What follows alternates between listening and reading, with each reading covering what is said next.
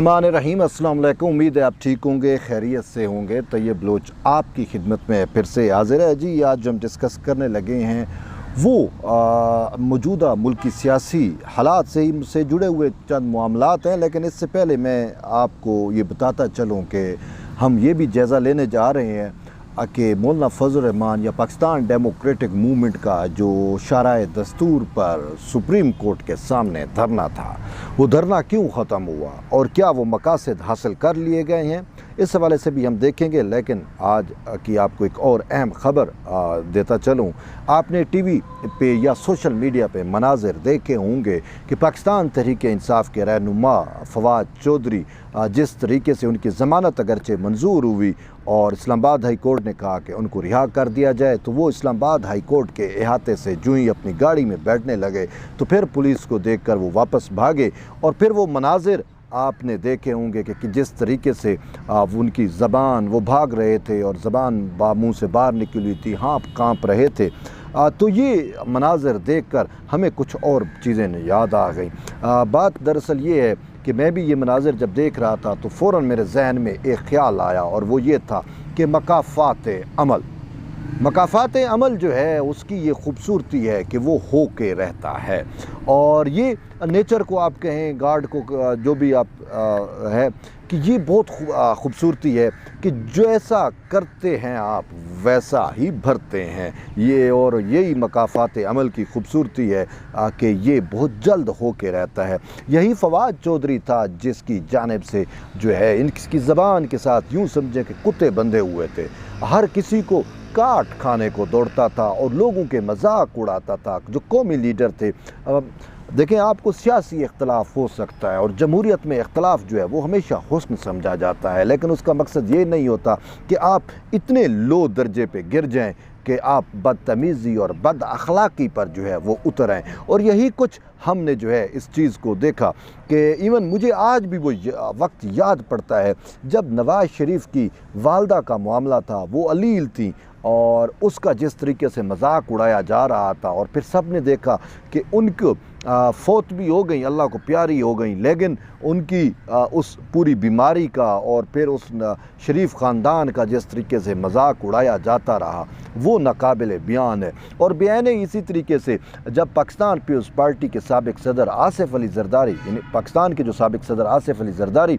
जो हैं, उनको जब गिरफ़्तार किया गया तो उनकी जो बीमारी के किस तरीके से मजाक उड़ाए जाते रहे, यही फवाद चौधरी था जिसकी ज़बान, जिसके अखलाक से कोई शख्स महफूज नहीं था। इवन कि रिसेंटली मोहसिन नकवी के बारे में भी इसने ऐसी नाजेबा ज़बान इस्तेमाल की जिसका कोई एक पढ़ा लिखा शख्स जिसके बारे में सोच नहीं सकता, जिसके बारे में वो तसव्वुर नहीं कर सकता। ये वो लोग हैं कि बहरहाल अब क्या हुआ कि जो कर रहे थे वही भर रहे हैं, जो कुछ उन्होंने किया आज वही हिसाब दे रहे हैं। बात यही है कि आपको अखलाकियात से नहीं गिरना चाहिए था। लेकिन बहरहाल अब वो तो आपने देखा जो उसके मनाजिर थे, और इससे कबल भी जब उसकी सुप्रीम कोर्ट से गिरफ्तारी हुई तो भी कुछ ऐसे मनाजिर जो है हमें देखने को मिले कि वो कितने परेशान थे। लेकिन इसके साथ साथ हम आते हैं वापस अपने टॉपिक पे आके जो मौलाना फजल रहमान का धरना या PDM का जो धरना था उसके अगराज़ और मकासद क्या पूरे हो गए हैं?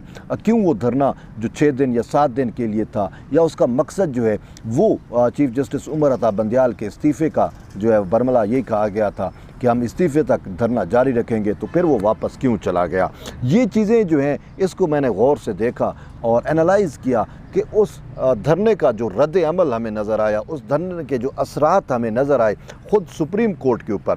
क्योंकि ये जो धरना था ये सुप्रीम कोर्ट तो मैं नहीं कहूँगा, ये ईमानदार जजेस के ख़िलाफ़ था। वो जजेस जो सुप्रीम कोर्ट को बतौर इदारा इस्तेमाल करके इमरान ख़ान की सहूलतकारी कर रहे हैं, मुसलसल सहूलतकारी कर रहे हैं, ऐसे फ़ैसले दिए जा रहे हैं सुप्रीम कोर्ट के उन ईमानदार जजेस की जानिब से जिससे वाज़े ये एक तसर मिल रहा था कि ये जजेस जो हैं वो गैर जानिबदार नहीं हैं बल्कि ख़ुद फ़रीक बन चुके हैं। तो ऐसे जजेस जब फ़रीक बन जाएं तो फिर इंसाफ जो है वो हमेशा मसलूब होता है, इंसाफ हमेशा कत्ल होता है।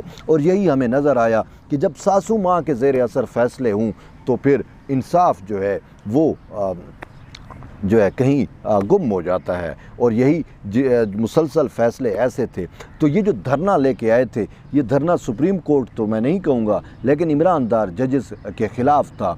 और फिर आपने देखा भी सही कि मौलाना फजल रहमान, मरियम नवाज़ या PDM की जो क़यादत है, जिस तरीके से उन्होंने निश्तर चलाए, ज़बान के निश्तर चलाए इन जजेस के ऊपर, अल्लाह की अमान कि वो पाकिस्तान की तारीख़ में पहली दफ़ा जो है किसी चीफ़ जस्टिस के ख़िलाफ़, सियासी लोगों के ख़िलाफ़ धरने भी होते हैं, एहतजाज भी होते हैं, हुकूमत के ख़िलाफ़ होते हैं, वो तो एक पॉलिटिक्स का हिस्सा है, लेकिन जजेस के ख़िलाफ़ और ख़ुद चीफ़ जस्टिस ऑफ पाकिस्तान के ख़िलाफ़ जो मनाज़िर हैं, जो ये तारीख़ बनी, हमने पहली दफ़ा देखी। अब इसके हम आते हैं असरात के ऊपर। इसके जो हैं नतीजा क्या निकलता है? नतीजा ये निकलता है कि उस धरने के बाद या उस धरने के दिन से लेकर अब तक जो चीफ़ जस्टिस उमर अता बंदियाल हैं, वो टोटल आप यूँ समझें कि बिल्कुल बैठ गए हैं। वो जो झाग बैठ गई है, वो जो बढ़ चढ़ कर आईन व कानून इंसाफ को बलाए ताक रख कर जो सहूलतकारी होती थी, अब उनकी ज़बान, उनकी टून, उनकी चीज़ें जो हैं वो तब्दील हो चुकी हैं। और इसी वजह से बरमला जो है, आज एक चीज़ हमने देखी कि वो जो इमरान ख़ान के बारे में उन्होंने कहा कि good to see you, best wishes, best luck for you, ये वो अल्फाज थे जो एक कौमी मुजरिम के बारे में उन्होंने इस्तेमाल किए। अब कौमी मुजरिम क्या है कि आपने देखा कि उसके जत्थू ने, उसके बलवाइयों ने, उसके शर पसंदों ने जिस तरीके से फ़ौजी तनसीबात पे हमले किए, पाकिस्तान की नज़ीर, पाकिस्तान की तारीख़ में ऐसा हमें नहीं मिलता। बड़े बड़े यहाँ पे सानियात हुए, बड़े बड़े वाक़यात हुए, लेकिन कभी किसी ने जो है वो फ़ौजी तनसीबात पे हमला नहीं किया। तो अब उस मुल्ज़िम, उसके सरगन्ने को, ये जो हमला आवर थे, उस पूरे मामले के सरगन्ने को, उसके लीडर को जो है वो चीफ़ जस्टिस ऑफ पाकिस्तान की जानिब से गुड टू सी यू क्या कहना बनता था? कभी भी नहीं। बात यह है कि अब जब उनको अपना एहसास हुआ, तो कल भी एक मुकदमे की समाअत में वो कहते हैं कि इंसान की सबसे बड़ी दुश्मन उसकी ज़बान होती है। ये एक सियानों ने बहुत अरसा पहले बात की, लेकिन शायद चीफ़ जस्टिस को अब भी इसका एहसास हुआ कि मेरी ज़बान जो है वही मेरी दुश्मन है। और अगर वो ये बातें ना कहते तो शायद उनके ऊपर इतनी तनकीद भी ना होती। लेकिन इंसान मजबूर होता है ना, हर इंसान की अपना एक नज़रियाती वाबस्तगी भी है, हर किसी का कोई ना कोई एक आइडियल भी है। तो शायद चीफ़ जस्टिस उमर अता बंदियाल जो इस मुर्तकब हुए हैं इमरान ख़ान को सादिक व अमीन डिक्लेयर करने से लेकर अब तक उसकी सहूलतकारी के, तो उनसे रहा नहीं गया ना, वो बरमला कह बैठे कि good to see you Khan साहब। अब good to see you Khan साहब जो है, ये किसी और मुजरिम को तो आज तक नहीं कहा। आज फिर जो है वो ये कहते रहे, एक मुकदमा था उसमें एक वकील को कहा कि गुड टू सी यू, वो तसर देना चाह रहे थे कि मीडिया के लोग यहाँ पे बैठे हैं तो ये मीडिया में दोबारा से रिपोर्ट होगा, तो मैं अपनी सूरत हाल को, अपनी पोजीशन को किसी तरीके से क्लैरिफाई कर दूं। तो वो उन्होंने क्लैरिफिकेशन के लिए, वजाहत देने के लिए जो है वो एक वकील से ये मुकालमा किया और तसर दिया और बरमला कहा कि ये मेरी आदत है, मैं हर शख्स को जो है यही कहता हूँ जो भी मेरी कोर्ट में पेश होता है। बात यह है कि इस कोर्ट में बड़े बड़े लोग पेश हुए, कभी तो हमने उनकी ज़बान से ये गुड टू सी यू तो नहीं सुना ना।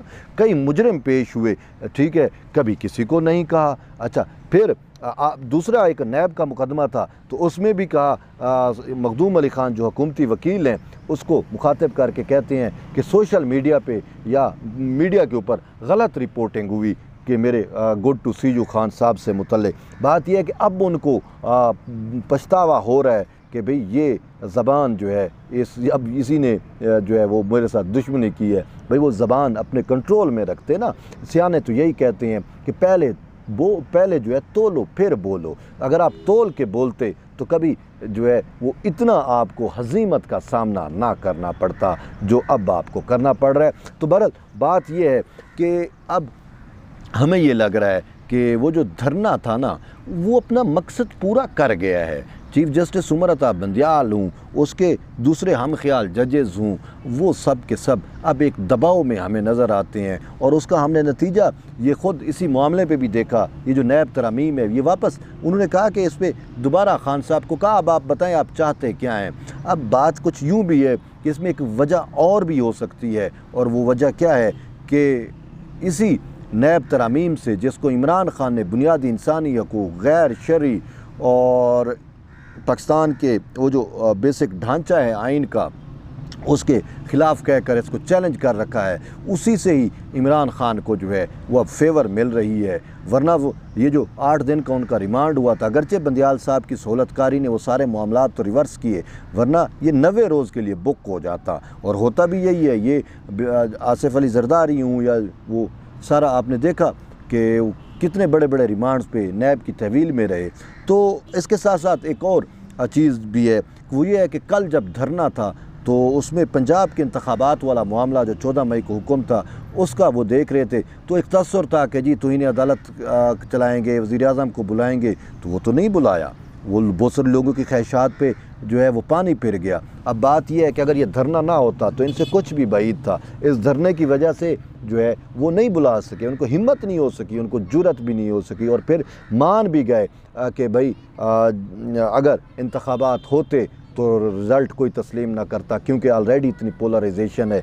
यही बात जो है वो पाकिस्तान डेमोक्रेटिक मूवमेंट ने इस अदलिया को समझाने की कोशिश की थी कि आपका इख्तियार नहीं है। जब शेड्यूल जो है वो सुप्रीम कोर्ट देगी तो फिर इलेक्शन मुतनाज़ा हो जाएंगे। वो शुरू दिन से यही कह रहे थे कि आप इमरान खान की सहूलतकारी में जो है वो आइन व कानून को बलाए ताक ना रखें। बहरहाल ये नहीं मान रहे थे। अब जब धरना आया तो अब इनको एहसास हुआ कि हम कितनी बड़ी संगीन गलतियां कर बैठे हैं। अब देखना ये है कि ये अपनी उन गलतियों को रिवर्स करते हैं, कफ़ारा अदा करते हैं, या फिर मामलात यूँ ही चलते हैं। तो बहरहाल अभी चीज़ें आगे बढ़ेंगी। 23 को फिर पंजाब वाले इंतखाबात का मामला 23 तक चला गया है।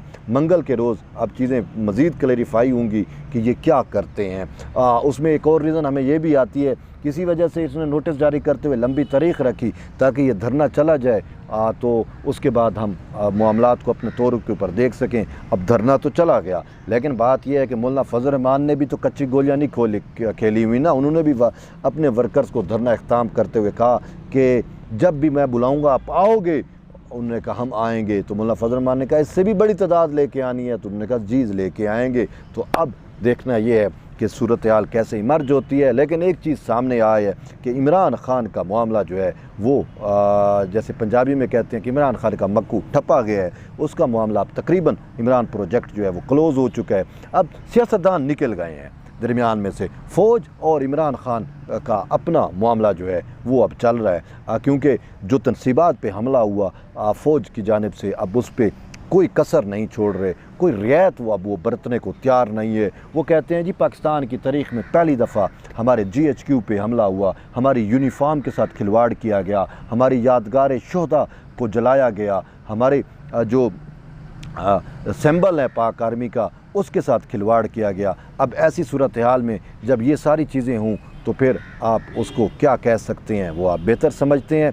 तो बहरहाल अब मज़ीद चीज़ें इमर्ज होंगी तो देखेंगे। लेकिन एक चीज़ हमें नज़र आ रही है कि इमरान खान के ख़िलाफ़ अब जो ट्रायल है वो शायद फ़ौजी अदालतों में चले, जहाँ पर क्योंकि फ़ौजी अदालतें या कोर्ट मार्शल जो होता है कोर्ट मार्शल में हो और बंद कमरे में ये चीज़ें चलती हैं, उसमें अब सुप्रीम कोर्ट का भी दायरा इख्तियार नहीं है, ख़ुद हाई कोर्ट का भी दायरा इख्तियार नहीं है। तो ये अगर चाह के भी सहूलतकारी करना चाहें तो नहीं कर सकेंगे। जैसे इन्होंने हाई कोर्ट में किया, वो गुड टू सी यू के बाद, बेस्ट विशेज़ के बाद इमरान खान को जिस तरीके से हर कोर्ट से विशेज़ मिलती रही हैं कि जो केसेस थे उनमें भी ज़मानतें, जो भी बने नहीं उनमें भी ज़मानतें, ये पाकिस्तान की तारीख़ में पहली दफ़ा ज़मानतों का लूट सेल लगा या मंडी लगी। तो बहरहाल अब अगर फ़ौजी या कोर्ट मार्शल होता है इमरान खान का और उसके जो हवारी हैं, जो उसके कारकुन हैं, तो फिर कौन बचाएगा? फिर ये जज चीफ जस्टिस बंदियाल भी नहीं बचा सकता और कोई भी नहीं।